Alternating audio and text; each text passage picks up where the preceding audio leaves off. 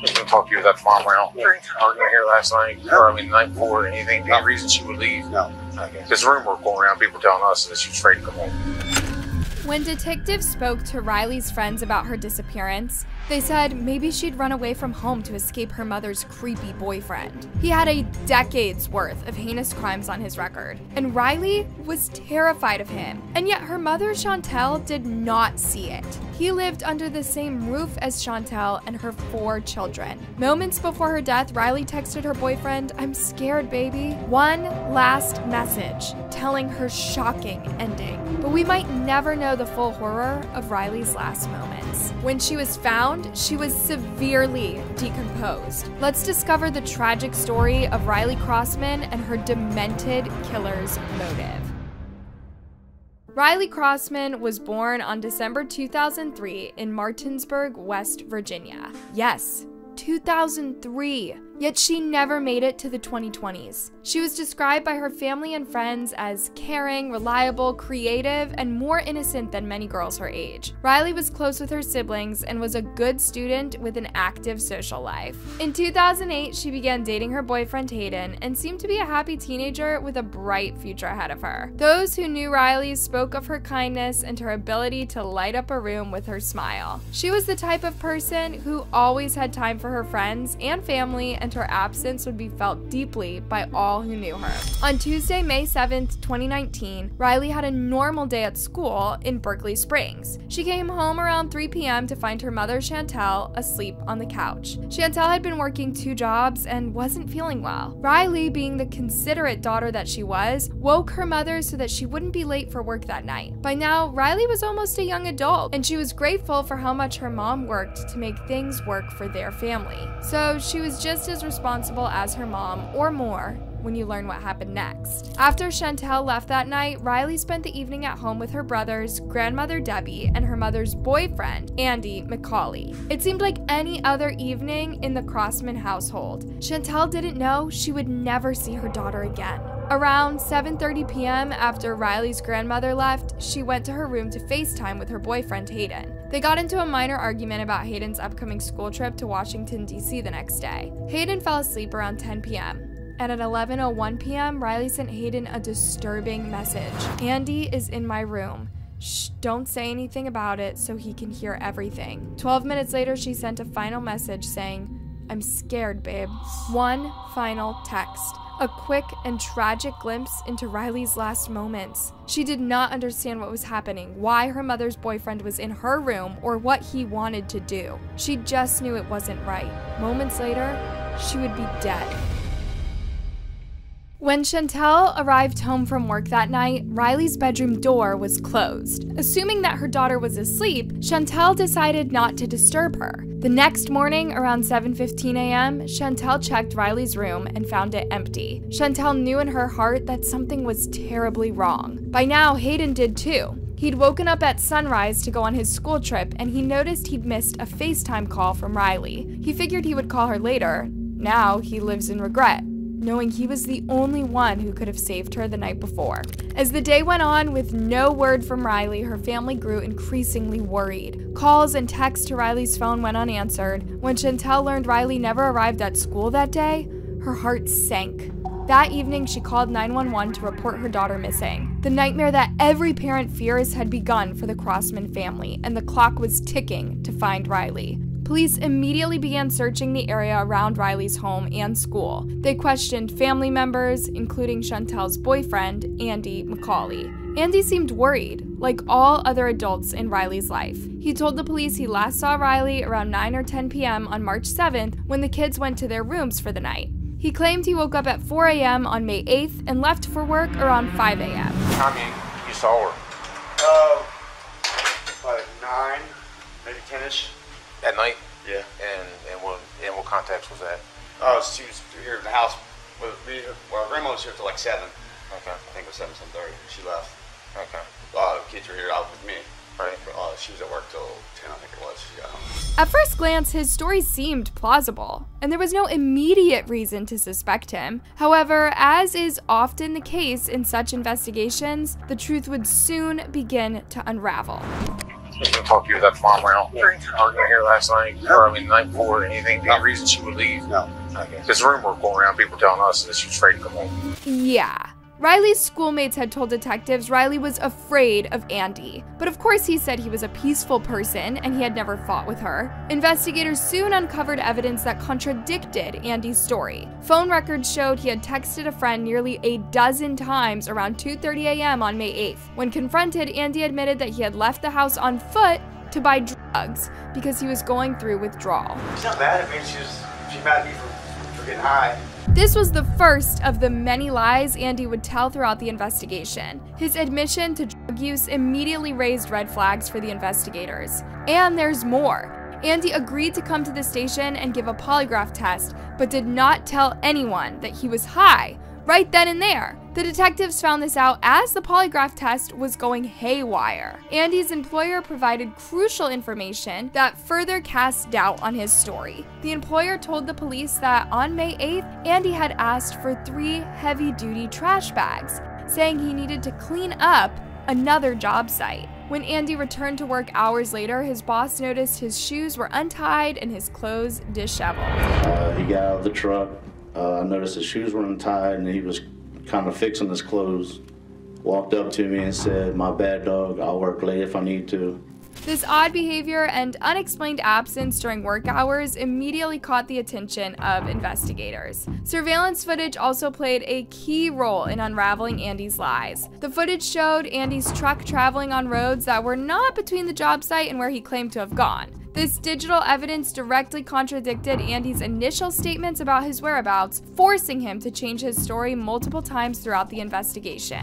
Each time he was confronted with new evidence, Andy would admit to lying, always claiming he was trying to hide his drug use. However, a coworker told police Andy already had white powder with him that day, and he wouldn't have needed to go buy more.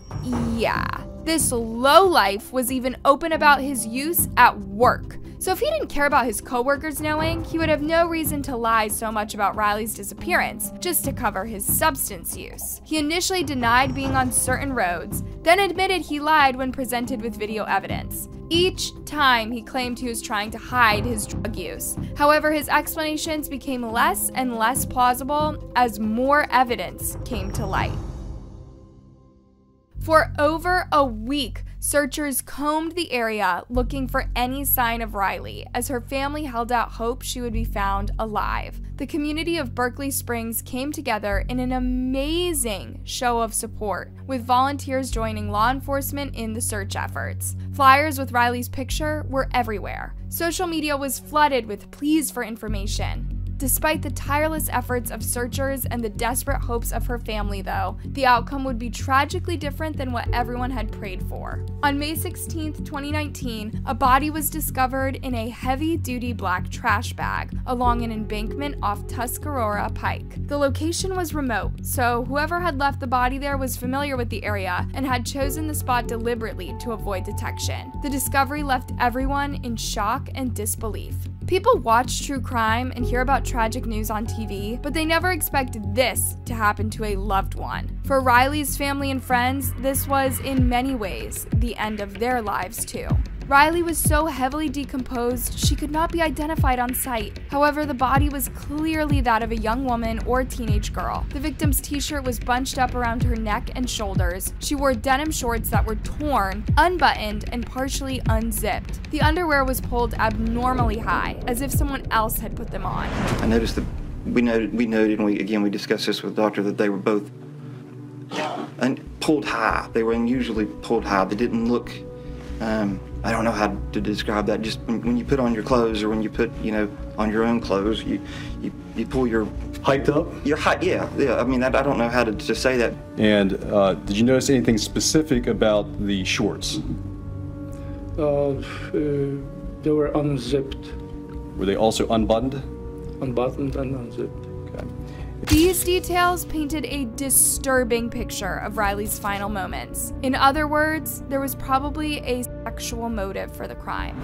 Disturbing but important evidence for prosecutors in all this, and it kind of is in sync with that text message that she sent, where she was very uncomfortable when she said, Andy was in the room. Investigators also found an unidentified chalky white substance on the victim's shoes and screws scattered near the body. These seemingly insignificant details would later prove to be crucial pieces of evidence linking the crime to Andy McCauley. The following day, dental records confirmed their worst fears. The body was Riley Crossman. The medical examiner was unable to determine an exact cause of death due to decomposition, but ruled it as a homicide. Doctor, would you tell the jury what your findings were regarding the death of Riley Crossman and how you arrived at that finding? I arrived with the cause of death as a homicide due to unspecified means in setting of decomposition, because decomposition, of course, makes impossible to really pinpoint what was the cause of death. The white substance found on Riley's shoe was identified as commercial drywall mud. Before long, investigators found matching drywall screws in Andy McCauley's truck and tool belt. Based on evidence, police believe Andy had entered Riley's room on the night of May 7th, smothered or strangled her while she lay face down on her bed, and then disposed of her body the next day while he was supposedly at work. The timeline constructed by investigators painted a chilling picture of premeditated murder and a calculated effort to conceal the crime. Andy was arrested on May 16th, 2019 and charged with Riley's murder. The arrest brought a measure of relief to the community. At least he was off the streets. But the pain of what had happened was just beginning to dawn on everyone. First of all, Riley was 15. She was a sweet girl with her whole life ahead of her, and she did not deserve this. Second of all, Andy was someone she trusted. Her mother's partner. If Riley and her mother trusted this monster and let him under their roof, no one was safe. Andy McCauley's trial began on September 27, 2021, more than 2 years after Riley's murder. Despite the strong evidence against him, he pleaded not guilty. The courtroom was packed with Riley's family, friends, and community members, all seeking justice for the young life so brutally cut short. The trial would prove to be an emotional and difficult experience for all involved, as the details of Riley's final moments were laid bare, and Riley's loved ones had to relive the nightmare of losing her this way. Members of the jury, thank you for hearing me. How do you summarize your child's life? How do I explain what she meant to us? I can't.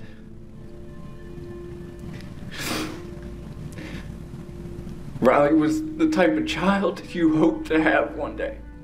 Over the course of a week, prosecutors presented over 120 pieces of evidence demonstrating Andy's guilt. From CCTV footage to the drywall and the terrifying text Riley sent her boyfriend moments before her death.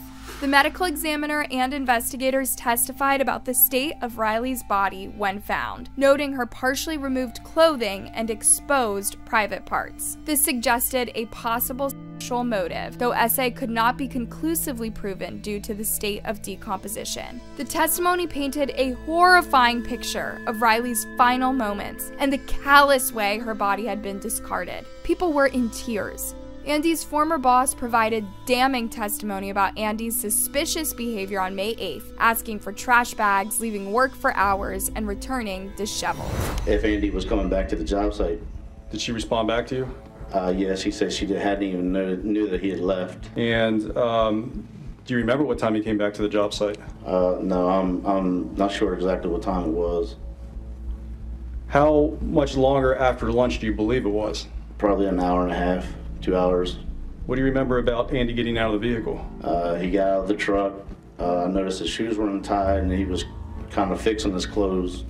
Walked up to me and said, "My bad, dog. I'll work late if I need to." The prosecution built a compelling case, meticulously connecting the dots between Andy's lies and his suspicious behavior and the physical evidence linking him to the crime. They argued that Andy had premeditated murder, taking advantage of his position of trust in the household to carry out the horrific act. The defense, on the other hand, attempted to cast doubt on the evidence and suggested that Andy's drug use could explain his erratic behavior and inconsistent statements. After hearing all the evidence, the jury took less than 20 minutes to find Andy McCauley guilty of first-degree murder, death of a child by a custodian, and concealing a body. The speed with which the jury reached their verdict spoke to the overwhelming nature of the evidence against Andy, and perhaps to how people feel about child predators. On November 4th, 2021, Andy was sentenced to life in prison without the possibility of parole.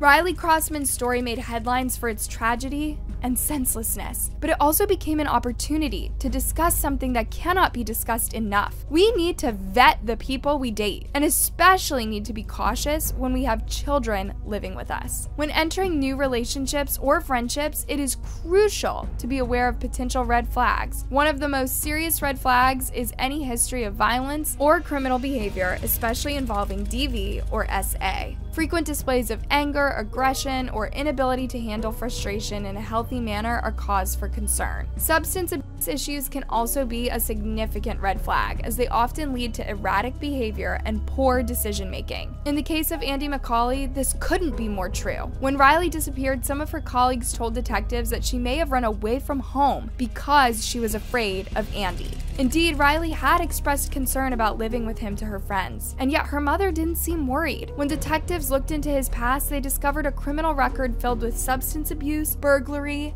and assault charges all throughout the previous decade. How did Chantel miss all of these? And you guys, watch out for controlling behaviors such as excessive jealousy, attempts to isolate you from your friends or family, or demands to constantly know your whereabouts. These behaviors can be indicative of deeper personality issues that may pose risks in a relationship. Trust your instincts, and do not hesitate to seek advice from trusted loved ones if you notice these red flags. By keeping ourselves and our loved ones safe, we can honor Riley's memory and prevent other senseless tragedies from happening. Thoughts and prayers to Riley's loved ones. Hey you guys, thanks for tuning in. Remember to leave a comment sharing your thoughts and feelings on the case. And before you go, make sure you like and subscribe. Catch you soon, alright?